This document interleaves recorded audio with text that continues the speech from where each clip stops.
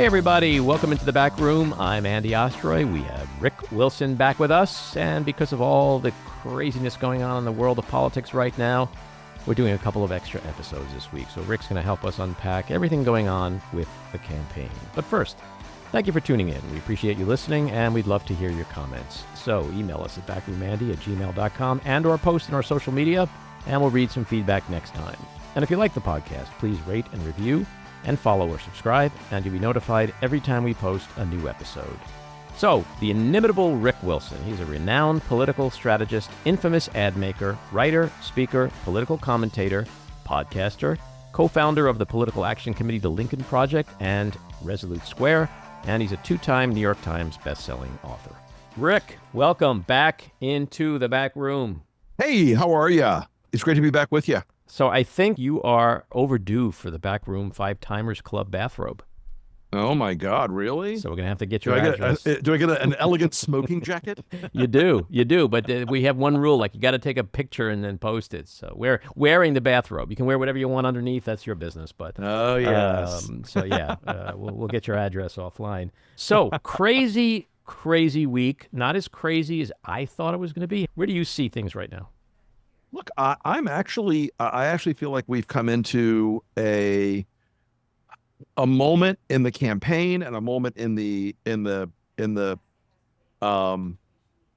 moment in the national like vibe check of greater optimism, a moment of greater opportunity, a moment where last night we saw a man who will go down as one of our greatest presidents for making an incredibly painful sacrifice, an incredibly painful decision, and it will come down to this moment where we will look back and say Joe Biden saved America. Hopefully, I really believe it. Mm-hmm. I really believe it. And look, I think we're going to have a tremendous battle going forward, and a tremendous opportunity going forward to break the back of Trump and Trumpism, to break the back of the Trump Republican Party, and we will, have good days and bad days between now and Election Day. But I truly believe that Joe Biden's courage made it possible for us to have one really good day in November. Mm-hmm. Donald Trump shaped his entire campaign around Joe Biden is too old. He's too old and he's senile and he's ancient. And did I mention Joe Biden is 5 billion years old? All of that bullshit for 3 years, probably $100 million worth of paid media and $1 billion in earned media, emphasizing only one message: Joe Biden old, Joe Biden old, Joe Biden old. Mm. How's that working out now, Donald? Now that you're the old man in the game, now that you're the crotchety old guy on a walker practically in this game, it's a different world now, Andy. And look, I will say this. I sort of elliptically tweeted this the other day. At the Lincoln Project, we had, I don't know, a dozen or more ads in the can about playing defense on Joe Biden's age by going after Donald Trump's. Well, now, Donald, welcome to the party. Well, it's interesting you said before, watching Biden's speech last night, there's a man who may go down in history as saving America, saving democracy. The flip side to that was Trump at his rally in North Carolina. We're watching a sociopath who could possibly destroy America and American democracy. So the contrast, it was so stark. Look, Donald Trump is always going to be what he is. He cannot alter himself. He cannot change himself. He cannot better himself. He cannot be other than what he is. And that is a reality of our political world. And for a long time, it was something that was very risky for Joe Biden, that Donald Trump had this consistency of his brand. It may have been crazy, but people were like, well, at least he's got energy. At least he comes across as a guy who like has it together, and all these cliched bullshit things about him that are now inverted, that are now backward. And Donald Trump being the old man in the race, Donald Trump being the guy who can't keep his story straight, can't keep his he can't stop from articulating really dumb things. He can't stop saying stupid shit. This is a real advantage now for Vice President Harris. Are you implying that his belief that Kamala Harris is going to get rid of cows is not a serious political issue in this campaign? You know, Andy, I may not know a lot, but I do know about agriculture, and I'm pretty confident that Kamala Harris also enjoys a good steak from time to time. I don't think we're gonna lose Bessie, and the meat cattle out there. So Donald is, as usual, doing the Donald. So, okay, let's say you're in charge of this campaign. What's the playbook for the next 2-3 weeks, which is a very critical moment, I think, in the campaign? Sure. We've got to get out there and talk about the stakes of this race. This is a race that will be a referendum on Donald Trump. It will be a referendum on one vision of America or the other.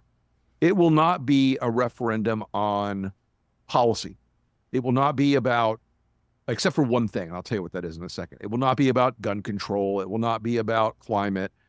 It will be about choice and about abortion, because that is something that is a creature that Trump has created in this country. It is a problem he has built for the Republican Party that is not going to go away. And because of that, you know, Dobbs has taken on this very central role in our political discourse. That will be a very big thing as we go forward into this race. Less so if Donald Trump hadn't gone out and bragged every day about overthrowing or overturning Roe v. Wade and stacking the Supreme Court. But he has given her, in that particular issue, a way to just absolutely knock his dick in the dirt every single day in this campaign. From your mouth to God's ears. So what do you see as her biggest strengths and weaknesses? Well, look, the weaknesses I can get to right away. No candidate running for president is truly tested until they've run for president. Things happen. Externalities sweep the world. You know, stuff goes right, stuff goes wrong. The stuff that's going to go wrong, we don't know what it's going to be. It's the classic unknown, right? I would be very careful to remember that Donald Trump is still armed and dangerous. This is still a campaign that is not, and I want to make sure I say this very clearly, this is not a campaign that is going to go down easy. They're going to fight till the death. They're going to fight till the very, very end of this race. They'll fight past the end of this race. I do worry that expectations now are so high for her that people will be unrealistic about some of them, which, yeah, I get it. She's stepped onto the stage. She's had such a great launch. And there are people now who are inevitably going to say, oh, no, she made a mistake. It's all over. God knows my Democratic friends, they love a circular firing squad. And, but look, I think on the whole, her strengths are she can now run on the Biden record, which economically, I mean, look at more good economic news today. She's got great things to talk about.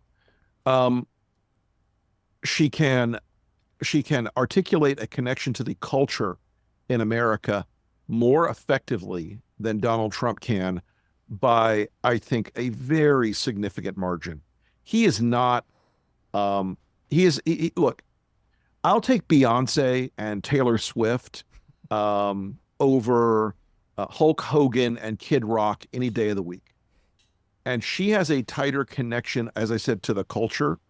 And people forget politics is downstream of culture. Politics is a second order effect of culture. And Harris is going to win the battle about where we stand, where she stands in the popular culture. And it's important. You know, Trump had an advantage in 2015. The Apprentice had been on for 14 years. He was a known figure because The Apprentice made him into a celebrity. Well, not a great celebrity, but he was a celebrity. You can't deny it. And now I would say we are in a moment where she's going to be in a place where she has a much, much, much better touch with pop culture, with social media culture. It's already showing, by the way. It's already showing dramatically across the board. You are seeing her engaging with people in ways that have become memes, that have become,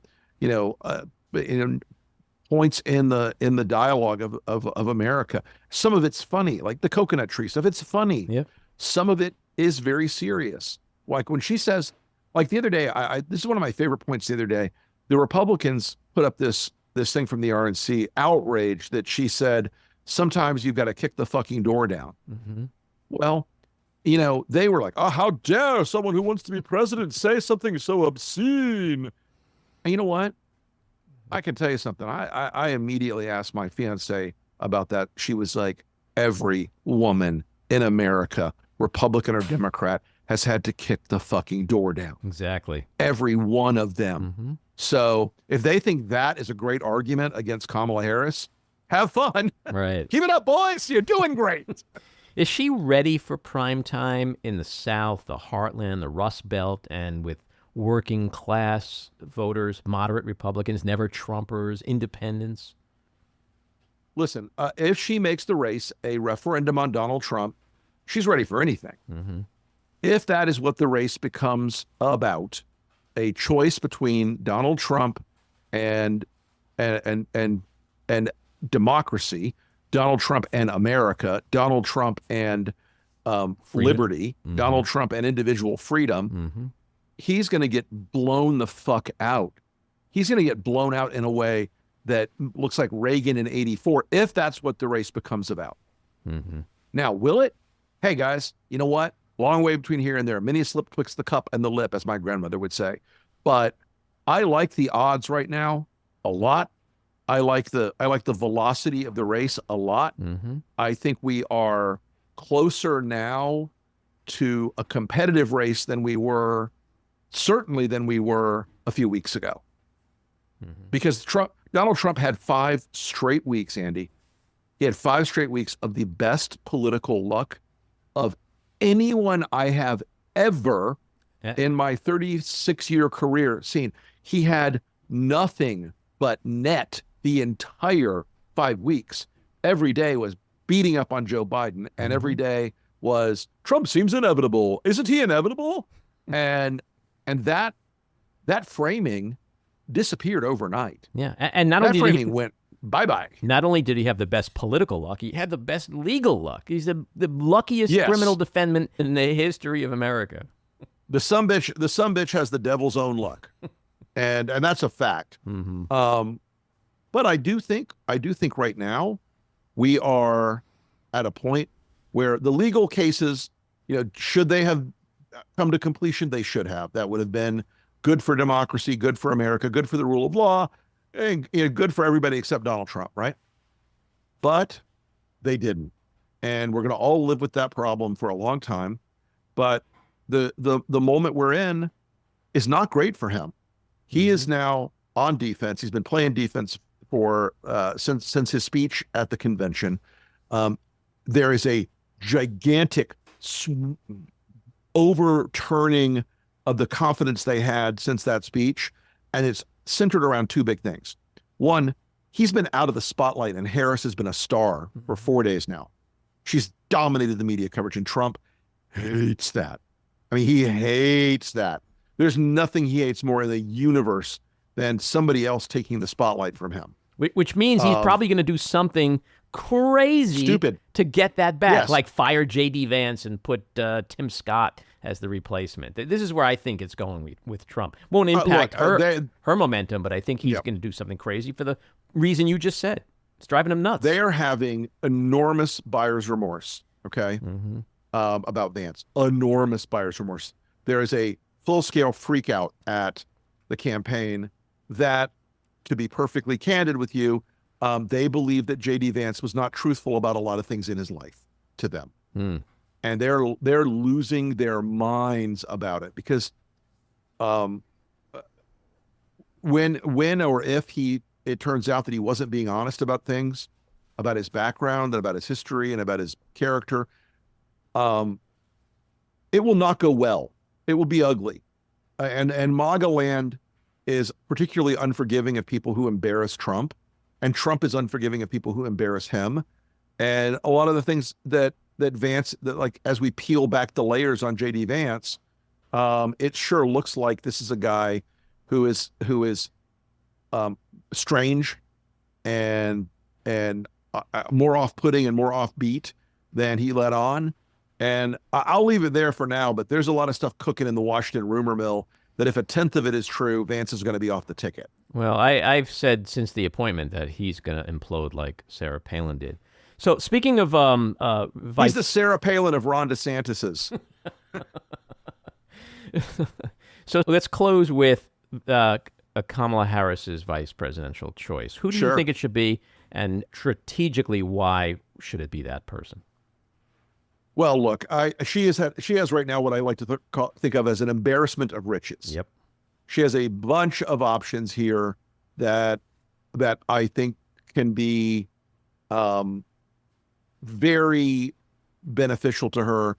You know, look, you've got Josh Shapiro, you've got Gretchen Whitmer, you've got Mark Kelly, you've got Andy Bashir, you've got Roy Cooper. There's all kinds of opportunity here in this space for her to nominate somebody who is complementary to the ticket, who is smart, who does a lot for her as a candidate, rounds out the map some more. There's just a tremendous opportunity here.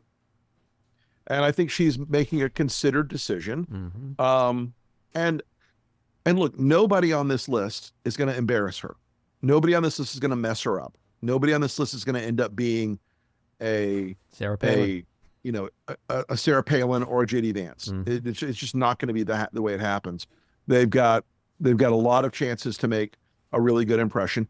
I would pick Mark Kelly just because I want Arizona. I would pick Mark Kelly because of his military and defense background. And I would pick Mark Kelly because he strengthens her on the number one Trump attack, which is immigration. All right. We're going to find out, I guess, in a week or two. We'll know soon enough, my friend. All righty. Take care. Always a pleasure. Thanks, Andy. You bet. See you soon. This episode of The Back Room was edited and produced by me, Andy Ostroy. It was co-edited and co-produced by Matty Rosenberg and co-produced by Jen Hammoud. Our theme song was composed by Andrew Hollander, and our logo was designed by Cricket Lengyel.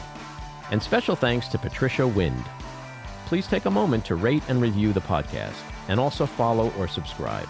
Until next time, keep your eyes on Washington, Hollywood, and your own backyards, and have a great week.